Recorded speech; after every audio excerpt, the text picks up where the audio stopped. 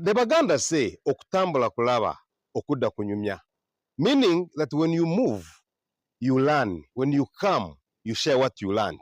So at Katap's farm, we are there to give you what you want to learn. We give you everything. Today we visit a farm here around Ginger that is called Amia Agro. This farm started about 5 years ago by my friend, but I've been wanting to come and visit him for a long time. Today I was like, let me visit his farm and see what he does. This is a farm that is integrated. It has a poultry, it has pigs, it has goats, it has cattle, it has fish ponds, it has everything. So stick around, we shall share with you everything. What we do, and what you also can see on our packaging, is this product is soil food web compliant. Yeah? So we are trying to mimic, we are trying to recreate the soils which we know from the Mambira forest. So we try to make the garden to become a new tropical forest. And that is what makes our garden so productive. That is what makes everything so green here. And the small pieces which are not ready, and the stones, they come here.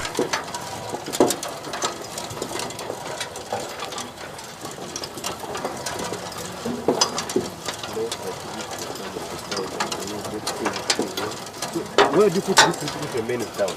This one goes back into the compost because it's not yet ready. But it has a lot of bacteria.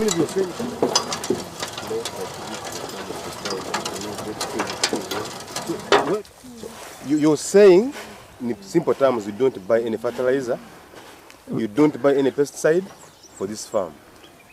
This farm was started almost exactly 3 years ago.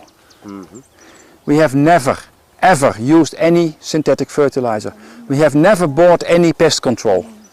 Nothing. Wow, this is so great. I think anybody outside there that can see that you can have a farm without fertilizers bought in the market and use whatever you have at home. Maybe cow dung, human waste, peelings, potato peelings, beans, anything. Anything we grow here. Yeah. So that means we can go to our government that this waste we have in the markets can be used into fertilizer. Of course. Sometimes we have also diseases. Yeah, but we don't spray. We remove the plant. We check in the soil what was wrong, what was missing. We make the soil healthy again, we make the soil balanced again, we add the nutrients and we start again. So you check the soil, how do you check the soil? Do you take it in the lab? There is a laboratory, there is called a soil scan, which tells you about the essential nutrients. But there is also a laboratory in Limuru in Kenya called Crop Nutrition. They have the best in the whole of sub-Saharan Africa. The laboratory for soil? For soil. What about in Uganda? Can you find a soil test lab in Uganda? I'm not happy with anything I've seen here. So what kind I'm not using them here. I just you put it on the bus to Kenya. So, or you go to Holland Green Tech, but then you get a soil scan, and a soil scan has only maybe 6 or 7 checking points. That is a scanner. That is easier. But if you want to have a comprehensive picture, then you go to what they call a wet lab. And a wet laboratory you find only in the best one you find is in Crop Nutrition in Limuru in Kenya. So do you test this fertilizer? Yes, yeah. They also do that. Hey. They also do that.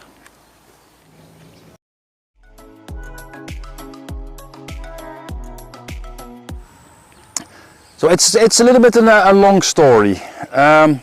What you should realize is that because of our always nice weather, nice temperatures, enough rains, the soil loses all its organic matter. Bacteria, fungi, they eat everything in the soil. So even keeping soil fallow here on the equator, in the tropics, is not going to work. It's not giving you fertility. So the only thing to give you fertility, to keep your fertility in your soils, is when you keep on adding materials, when you keep on adding food. So what you really should realize is that mama cooks 3 times a day for the children and for the husband. They eat three meals a day, but people never feed the soils. And that is when the soils get depleted, they get acidic, and even more important, most of the pests, most of the diseases are coming because the plant is weak. And we all know that in nature, weak plants, weak animals are being taken away. Only the strong genes, only the healthy animals, they can continue, they can reproduce. No different with trees, with fruits, no different with crops, with maize, with cabbage. So everything has to be focused on the soil. In my opinion, a soil needs to have about 8% of organic matter. Yeah, so you have to make a lot of new soil, a lot of organic matter, which means everything which grows from the farm, you never make fires, you decompose, you ferment, you make sure that it's ready. This is what we are doing here in this part of our farm. We mix about 14 different ingredients. Of course, a farmer has maybe only 2 or 3, but that is already a very big help if you do that. So we do 14 different ingredients, and we water and we mix, and we make sure that maybe in 3-4 months this is completely decomposed, and then it's a very healthy feed for the soil. And then the soil, yeah, everything which is in the soil is then being eaten by bacteria, by fungi, by protozoa, even there are many, if the soil is nicely aerated, you have even beneficial nematodes. Yeah, they don't eat the roots, but they help preparing the dish. Yeah? If you only use synthetic fertilizers, and you feed the plant, that is like going 3 times a day, every year to the McDonald's. Yeah, now you have to ask yourself, are you healthy if you only eat McDonald's? So if you use synthetic fertilizers, that is what you try to do with your garden. But it cannot work. Yeah, so you have to make a product which feeds the soil. And then in the habitat, in the soil, with all the, as I said, all the bacteria, all the fungi, all the protozoa, all the worms, the earthworms, all the small insects that don't eat your roots, yeah, all those bring together and they pre-ferment. Also, what you should not forget, every tree, every plant, every bush, they don't produce sugar for themselves only. They also produce sugars for the bacteria. They share, and the bacteria with that energy go to find nutrients, and they already start pre-digesting them, and then they give it to the plant, they give it to the tree. So that is called symbiosis. Yeah, and if you only use synthetic fertilizers, if you then also think that you have to spray pest control, you kill that symbiosis, you kill the habitat, and you only get more problems. So you have to go back, think, and before you start a farm, or if you have a farm, put all your money in the soil. You make a lot of compost, you buy compost, we have enough, you can always come here to buy.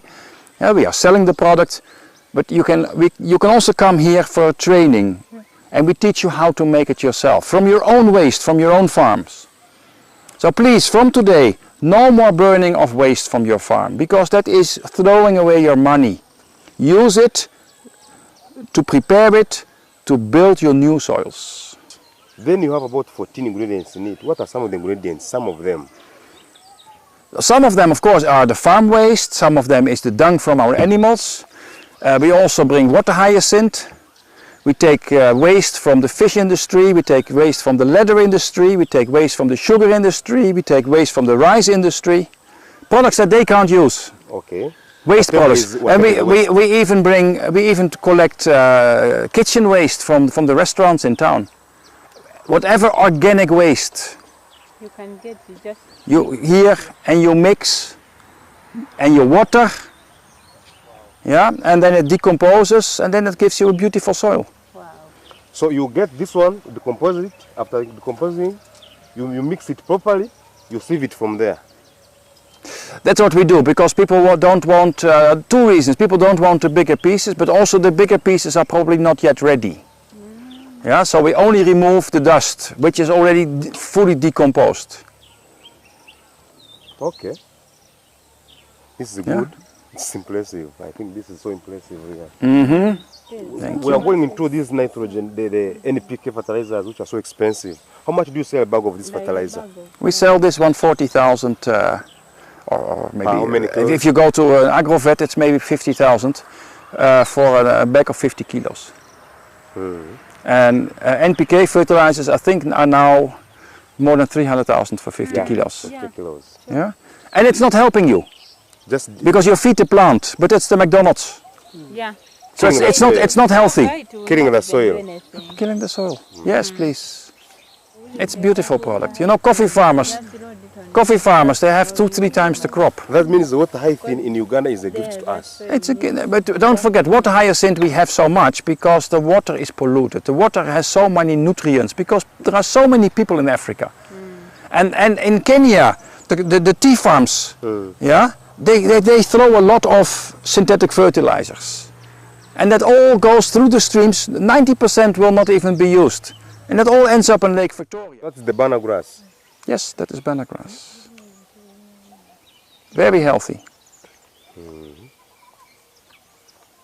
How much would that machine cost in Ugandan shillings? Those machines are about maybe 12, 13, 14 million. For shredding the grass. For shredding the grass, but also all the other products that we have here. It's also for the compost. You don't need this. You don't need such a strong machine if you do only grass. And if you are the starter, yes, you don't need all that. No, you can still chop. Yeah, or you have to give it a little bit more time, because even trees will here decay, and that's very important. You also add first to make your soil healthy. Otherwise, you have a fire, you're cooking, but there's nothing healthy to eat. And you are in the medical sector. You know that the amount of children that are stunted is on the rise. Is very fast increasing. And that is not only because people don't have food, because in Uganda everyone has food, everyone has a full belly. But there is no nutrients in the food because the soil is empty. So if the soil can't give it, how can the plant then have it? And that is why you need to do this. Yeah, and of course you can also plant high iron beans. You can plant high carotene maize. You can plant orange flesh sweet potatoes. We have all that. But at the end of the day, even those will not work, because the soil is 90% of your soil, 50% of your solution, 40% is water, only 10% is the genes, the genetics of your plants.